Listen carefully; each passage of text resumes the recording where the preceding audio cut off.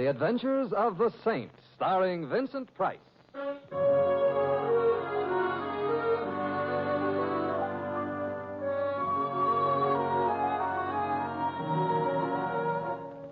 The Saint, based on characters created by Leslie Charteris and known to millions from books, magazines, and motion pictures. The Robin Hood of modern crime now comes transcribed to radio, starring Hollywood's brilliant and talented actor Vincent Price as the Saint.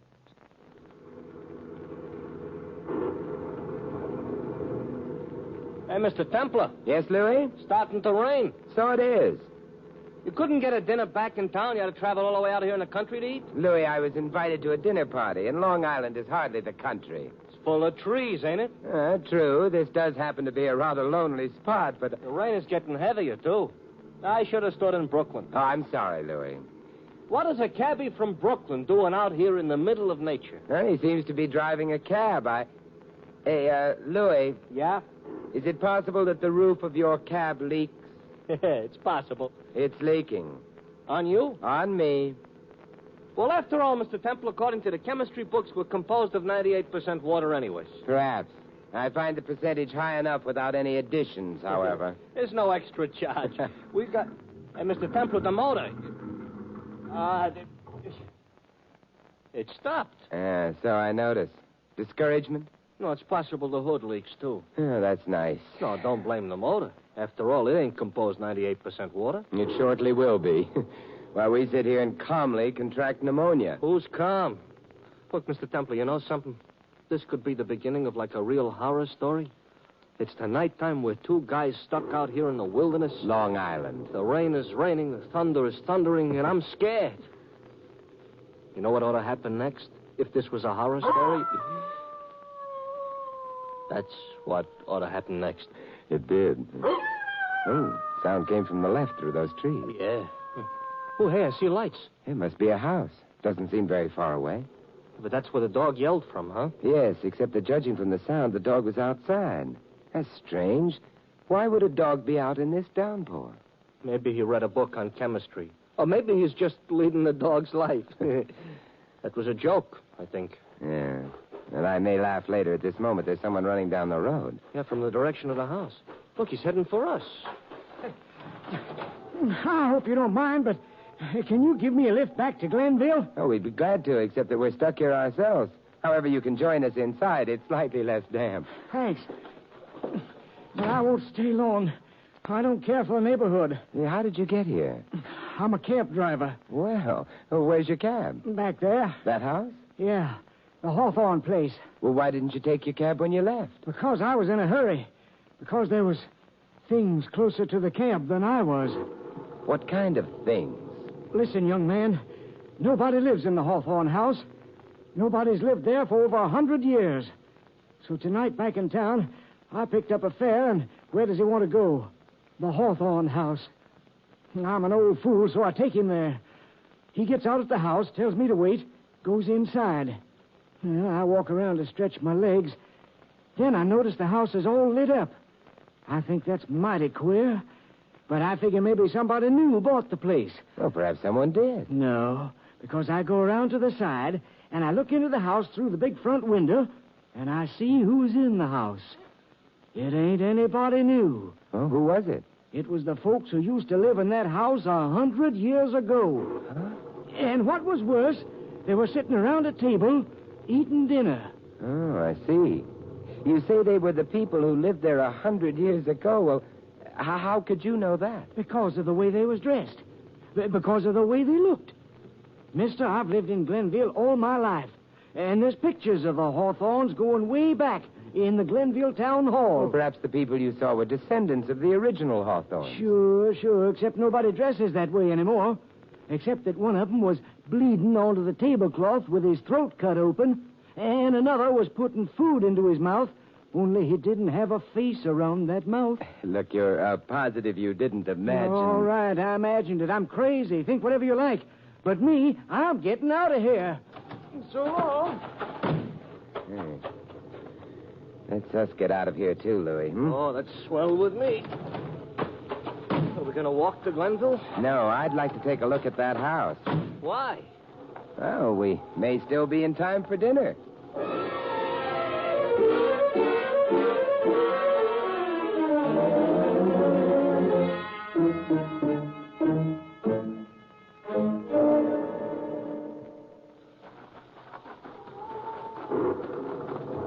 But, Mr. Templar, I ain't hungry.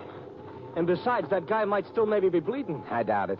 You do, huh? Why? You're forgetting we're 98% water, aren't you? Oh, that answer's supposed to cheer me up. It's the dog I'm worrying about, Louis. Why? Well, out here, a dog would be kept for companionship, protection. Therefore, why was that dog put out in the rain? I just as soon forget the dog. Ooh, somebody is busy not paying attention to me. Oh, hey, that's the house, huh? Yeah, obviously. Colonial architecture, large, rather pretty. Huh, brilliantly lit. With colonial electricity? Candles, Louis. Huh? You can see them through that large window. Chandeliers ablaze with candles. I can't see anything else except the ceiling. Oh, that must be the dining room. Yeah, probably. Mr. Templar, is all this real? It seems to be. Huh. Hey, bell pull on the door, look. Ooh, the dog don't like our ringing the bell. Look, Mr. Templar, look. An elephant with teeth. Yeah, it's a large dog. It's drenched. Look out for your hand. You could easily swallow it. Ooh, look, now he's heading for me. Mr. Templar, did I have to come all the way out here to feed a dog? Oh, don't be silly, Louis. He likes you. He's looking up at you. Yeah, trying to decide which part to start on. Louis, there's positively a light in his eyes. For all you know, you may be his ideal. Yeah, sure. His ideal dog food. Oh, get down. Mr. Templar, leave us go inside, huh? No one answered the bell. I wonder. It's open. Hey, look, the pooch. He's leaving. It's strange. He sounds terrified. But of what? I didn't say a thing. Hallway seems empty. Let's go in. Ooh. Kind of quiet. Yeah. Not even a chain clanking, not even a creaking. Hey, Louis, What? there's a door down the hallway. It's probably the dining room. I ain't hungry. House is old, dusty, unused. But there is a light. Maybe they forgot to turn the gas off when they all died or something. Uh-huh. It's the dining room. I ought to run out and buy some oil for the door. Large table in the center, chairs all around, white linen and polished silver on the table. Yeah, plus dishes with food. Yeah. And food that's warm, Louis. Look, Mr. Templar, I don't like this. A house in which nobody's lived for 100 years, miles from anywheres, all lit up with candles in the middle of the night, a table with fresh cooked food on it, and there's no one at all at the table. Unless we can't see them, Louis.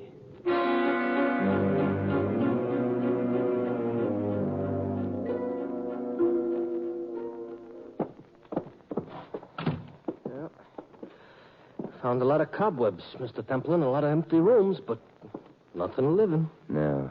May as well head back for the dining room. Don't let your appetite tempt you. Probably by now all the food has vanished. Hey, listen to that sound. Yeah. Like dishes rattling. Yeah. Come on. Maybe the guests all came back. They weren't in the house. It would mean they'd all have to rush out into the rain, but why? They were thirsty, maybe. I don't know. The door's ajar. Shh. Perhaps we can look in without being seen. Yeah. Hey. I don't believe it. A butler. An old guy dressed in clothes that belong in a museum. Look, he's got knee pants on with lace cuffs. And at that table, where there's no one seated, he's serving dinner. Maybe he's just practicing. For what?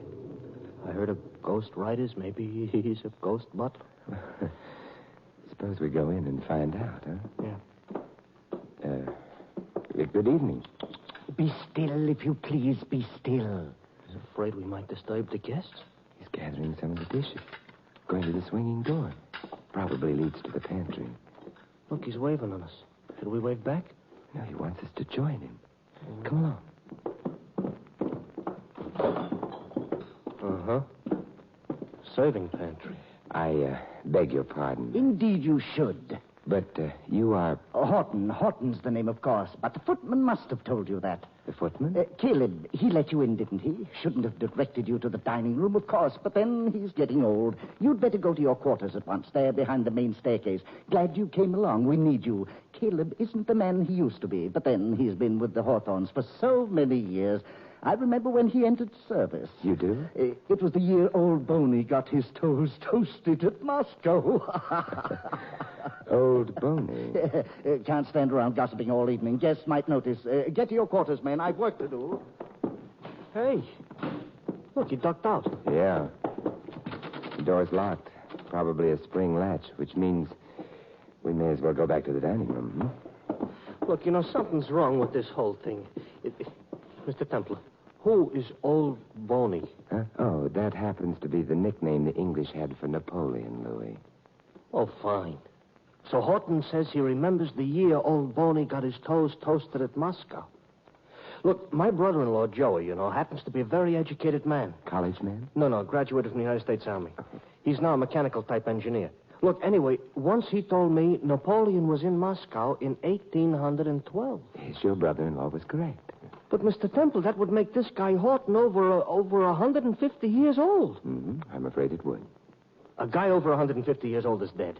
So what's Horton doing walking around, huh? Well, he may have been too busy to lie down and die. That does not put a twinkle in my eye. Look, Mr. Temple, I want to go home. Louis, there's a pattern here of some kind. A pattern for horror. And if that pattern is to mean anything, Hey, Louis. Huh? That closet there. Yeah, it's a closet, yeah.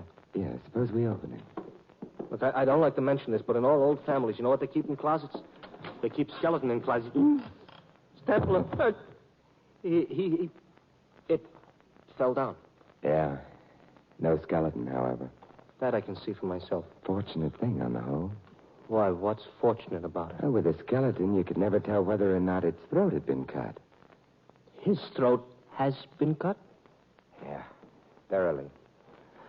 Let's go take a trip someplace. Louis. What? Haven't you realized something else? I don't think I wanna.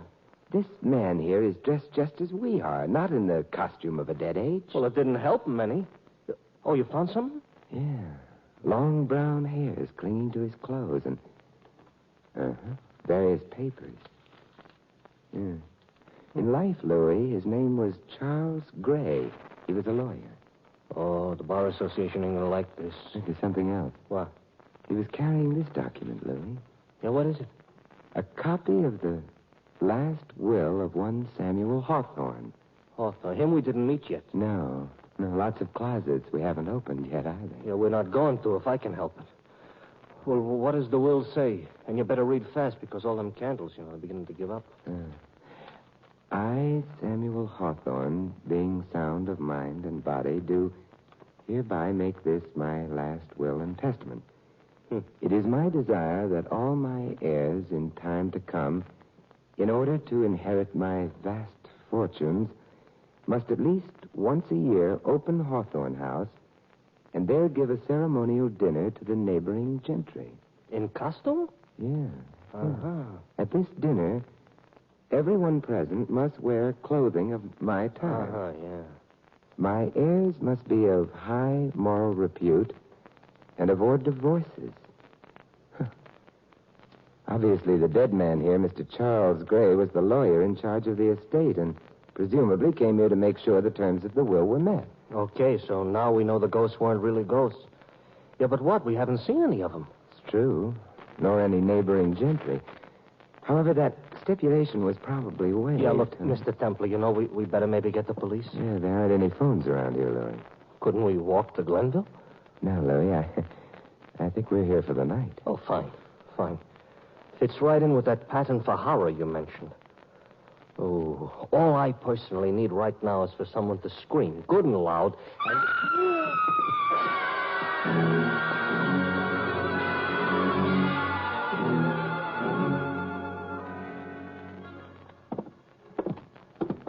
Mr. Templar, this makes the second time we've searched the house and found nothing. That was a woman screaming, Louis. Maybe it was a ghost. Ghosts aren't supposed to scream. They clank chains. Yeah, maybe this here ghost didn't know that. What, back to the dining room? Yeah, I suppose. Only room in the house with lights. Is that good? Maybe the corpse took a walk or something. No, still here. Yeah, and still dead. Ah, fellas, you having fun? Dressed up like Napoleon, too. Look, he ain't walking very straight. I hate to seem inquisitive, but, oh, Mr. Gray, his throat's in a bad way, isn't it? Well, it's not especially normal. I'm Simon Templar. And you? James Hawthorne, sir. Besides housebreaking, your occupation is what? You're the saint, aren't you? Yes, I am. Oh. Isn't the slitting of larynxes rather an odd occupation for the saint? Well, it would be if I'd cut Mr. Gray's throat. However, you're Samuel Hawthorne's heir? Yeah, the current one, yes. You've been snooping. Well, there was a clause in the will about divorce. You've been overdoing that snooping. You're married, Mr. Hawthorne? Sorry. It would have helped supply a motive, I suppose, but I'm not, nor have I ever been, fortunate or unfortunate enough to be married. A woman screamed a few moments ago. Who was she? I didn't hear. Well, you couldn't have failed to if you were in the house. But I wasn't. But you must have been. It's been raining out. Your clothes are dry and spotless. Well, to be honest, I wasn't in the house, and yet I was. You searched the house, I presume? Yes, yes. You overlooked the cellar. I didn't find one. It's a tricky place to get to. The entrance is behind the chimney in the parlor. There's something to do with colonial politics, perhaps. At any rate, I was down there. You're fond of cellars? Well, when they're equipped with bottles and bottles and bottles of Napoleon brandy, yes. Now, if you don't mind, I'll sit down. I have another few hours to remain in costume, and here, in order to comply with the terms of the will. I'm sleepy. I shall, therefore... That's polite. It's more probably brandy. So what do? Sit here and listen to him snore? Napoleon keeps cropping up all the time. Louis, suppose we go downstairs and have a look at his bottles,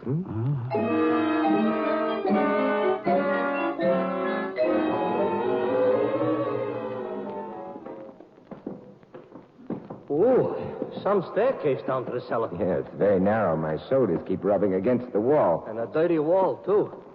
Hey, look, the cellar's all lit up. Huh? Candles on barrels.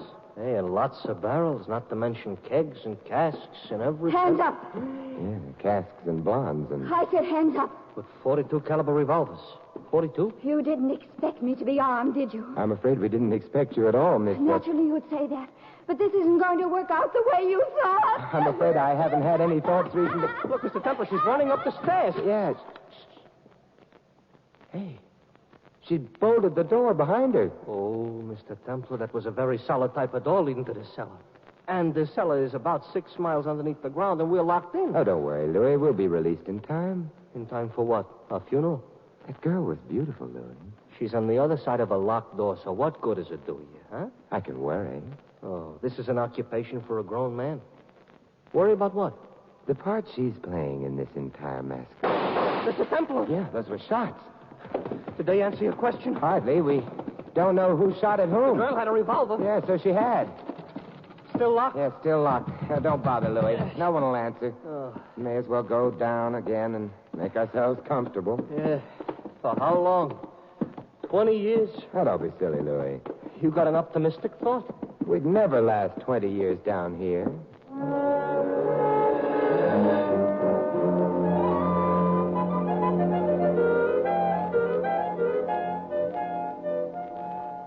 You know something, Mr. Templar?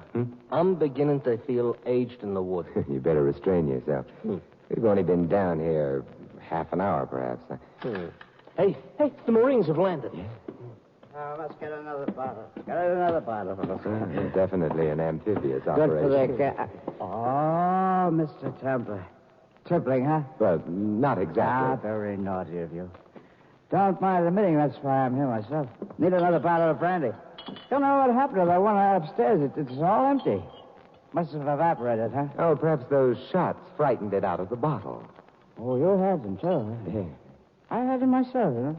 Matter of fact, I'm violating no confidence when I tell you those shots were fired at me. Whoever shot at you couldn't have had very good aim. Fortunately for me, no. Carla, dear cousin Carla. Happens to be, and I permit myself to be vulgar, a lousy marksman. Oh, should I say markswoman? Carla being blonde and beautiful. Oh, you've married her. She's next in line to Samuel Hawthorne's pretty little fortune, you know. If I should happen to be disqualified or dead. Well, you have your bottle. Suppose we go upstairs, An idea. About the staircase. Plaster walls. Comes off from one's shoulders, huh? rub it off, either. Yeah, back in the parlor. Mr. Templar, you have a reputation for these things. Who cut Mr. Gray's throat? A murderer. Oh, very Purdue, sir. But why? It was Mr. Gray's task to see to it that the provisions of the will were observed. His death, therefore, must have had something to do with that. You're a bachelor? Indeed I am. Was he? No. Had a pretty little wife. Oh, she'll be desolate. As a matter of fact, merely thinking about her grief makes me desolate. Therefore, touching this bottle, and I hope you won't think me too terribly selfish, I shall toddle off to Betty by a dusty bed, perhaps, but it's almost morning. Hey, good night, gentlemen. Him, I am very glad to see go. But how about us? Now we go for the police, Louis, if your cab will start. However, Carla... Oh, let's not look for her, huh, Mr. Templar? A girl with all those calibers don't appeal to me. Oh, you're being narrow-minded, Louis. After all those shots, how many calibers can she have left?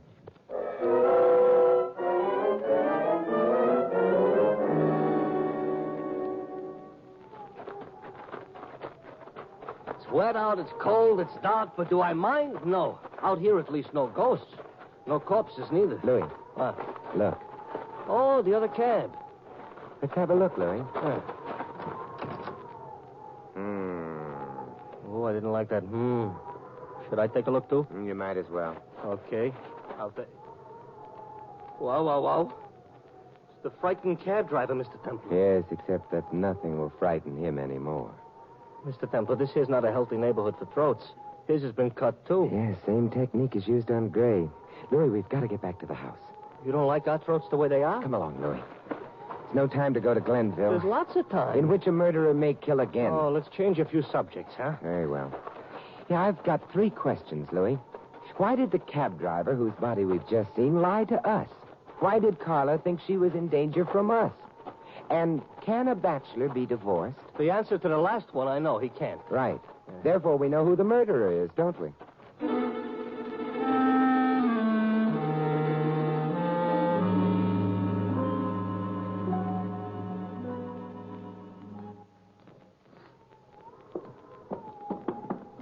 Ooh.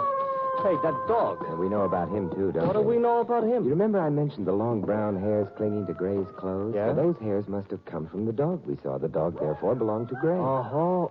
Hey, Mr. Templar, down the hall in that alcove? Yeah, if I move quickly. Oh, no. Let go of me. Hello, Carla. Going to run away? No, but I won't let go of the gun. Yes, you will. It's much too heavy for you.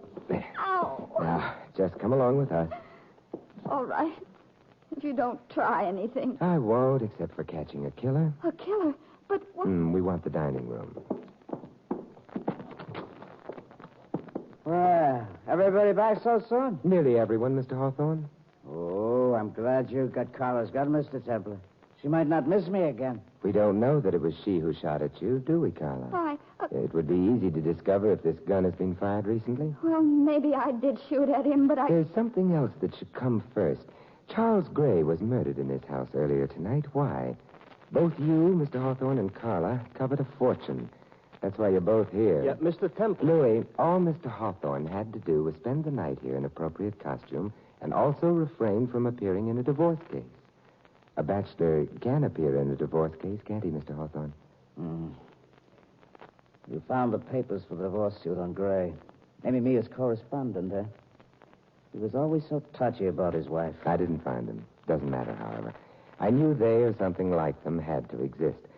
On the other hand, if Horton, the ghost butler we found serving dinner earlier this evening, is really insane... You're trying to pin the murder on him? He left the house in time to have committed it.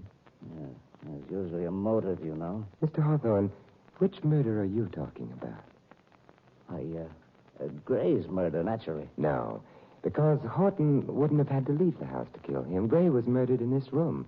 But you accepted my statement about having to leave the house to murder. We're both talking about the cab driver's murder, aren't we? What cab driver? The one who brought Gray here, the one who saw Gray murdered, the one who fled and then thought things over and decided to return for a little exercise in blackmail. Mr. Templar, you said he lied to us, but what about? You remember, Louis, he told us he'd looked into the dining room through the front window and had seen the ghosts at dinner? Do you also remember, however, that when we got to the house... Yeah, we looked in the front window, too. Yes. Yeah, and all we could see through it was the chandeliers in the ceiling. I said so myself. Uh-huh. The cabbie lied. And died for it. Look, I haven't been outside the house all evening. You must have been. You claimed you were in the cellar when we first met. Yes. That's why you didn't hear Carla scream. But the cellar stairway is narrow. It's impossible to avoid getting plaster on your shoulders. Plaster that can't be rubbed off. And yet when we first met, I remarked that your clothes were spotless. They should have been wet. Nonsense. You'd had time to change from your ordinary clothes. You didn't think of rubbing plaster on the costume, however. Too bad. You might then have applied to the scarlet of murder a coat of whitewash.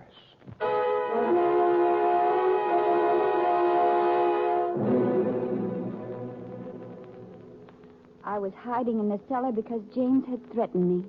You see, I knew Mr. Gray was going to sue his wife for a divorce and name James. And if he did, you would inherit all the Hawthorne money. Yes, I was terrified that he would kill me. I see. Tell me about Horton, Carla.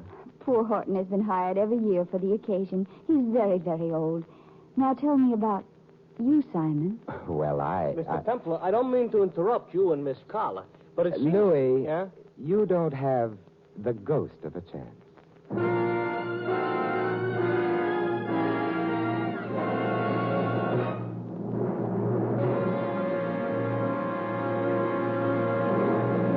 You have been listening to another transcribed adventure of the Saint, the Robin Hood of modern crime. Now here is our star. Ladies and gentlemen, this is Vincent Price inviting you to join us again next week at this same time for another exciting adventure of the Saint. Good night. This script of The Saint was written by Louis Vittes. In the cast, you heard Adrian Marden as Carla and Edmund McDonald as James. Tudor Owen was the butler. Fred Shields, the cab driver. Louis is played by Larry Dodkin. The Saint, based on characters created by Leslie Charteris, is a James L. Safier production and is directed by Helen Mack. Vincent Price is soon to be seen co-starring in RKO's production of His Kind of Woman. Your announcer, Don Stanley.